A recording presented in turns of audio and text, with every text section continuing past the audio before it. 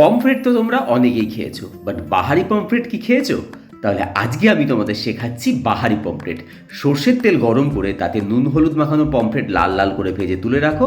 আর একটা মিক্সিং জারের মধ্যে কাজু, পোস্ত আর সর্ষে, কাঁচা লঙ্কা আর নুন দিয়ে বেটে সেটাকে ছেঁকে রেখে দাও।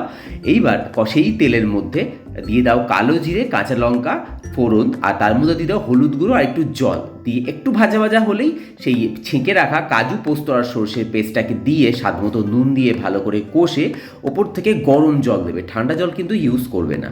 তারপর দিয়ে দাও 2-4টে দানা চিনি, কারণ একটু টেস্টটাকে ব্যালেন্স করার জন্য। তারপর ভাজা মাছ দিয়ে 5 থেকে 10 মিনিট ফুটিয়ে ওপর থেকে ফ্রেশ ক্রিম আর ধনে পাতা দিয়ে আর পরিমাণ মতো সর্ষের তেল দিয়ে নামিয়ে গরম গরম ভাতের সাথে কিন্তু এটাকে পরিবেশন করবে। অ্যান্ড সবাইকে তাক লাগিয়ে দাও রবিবারের দুপুরটাতে। তাহলে রেসিপিটা ভালো লাগলে প্লিজ চ্যানেলটাকে সাবস্ক্রাইব করে দিও। দেখা হচ্ছে পরের ভিডিও নিয়ে। ভালো থেকো, সবাইকে ভালো রেখো।